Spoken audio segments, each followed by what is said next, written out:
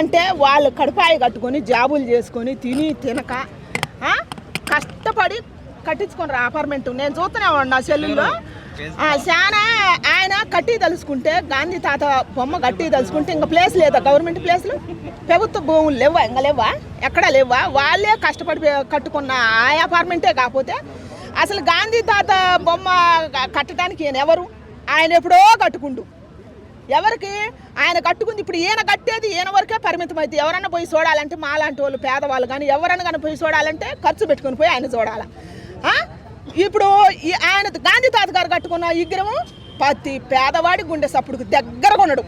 నిజమైన నాయకుడు రేవంత్ అన్న పేద ప్రజలను పరిపాలించాలి. ఇప్పుడు మన తెలంగాణ రాష్ట్రం కోసం కొట్లాడి రాష్ట్రాన్ని తీసుకొచ్చుకున్నప్పుడు తెలంగాణ రాష్ట్రం ప్రజలకు ఏం కావాలో అది చూడాలి.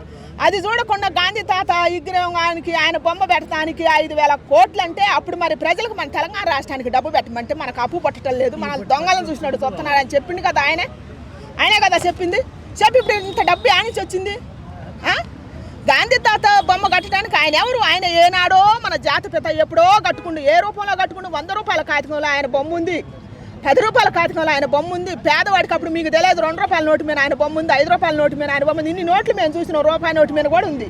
ఇప్పటికీ ఆయన బొమ్మ ఉంది. ఎందుకంటే ప్రతి వాడు ఉన్నవాళ్ళు లేడు, లేని వాళ్ళు లేడు, ధనికులు లేడు, అడుక్కునే వాళ్ళు లేడు. ఎవరి దగ్గరైనా దగ్గరకు గుండె సప్పుడుగా ఆయన బొమ్మ ఏ నోట్లోనైనా ఉంది. ఇంకా ఈయన ప్రత్యేకంగా ఆడటానికి ఈయన ఎవరు? ఆయన వచ్చింది పేదవాళ్ళ కోసం పోరాటం చేయడానికి వచ్చిండు. అప్పుడు ఆ రోజుల్లో నూలు పోగు మొదట ఏనుగులు వంచాలని ఒక పాట కూడా ఉంది.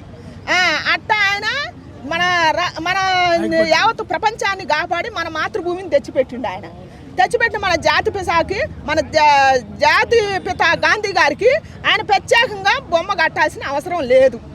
అందుకని ఆయన ఏనాడో కట్టుకుండు. అందుకని ఆయన ఏమైనా సేవ చేయాలనుకుంటే మన తెలంగాణ ప్రజలకి సేవ చేయాలి. ఎంతోమంది కుప్పలు తెప్పలు కొండరు పేదవాళ్ళు, నిరుద్యోగులు, వాళ్ళకి సేవ చేసుకోవాలి డబ్బులు ఉంటే.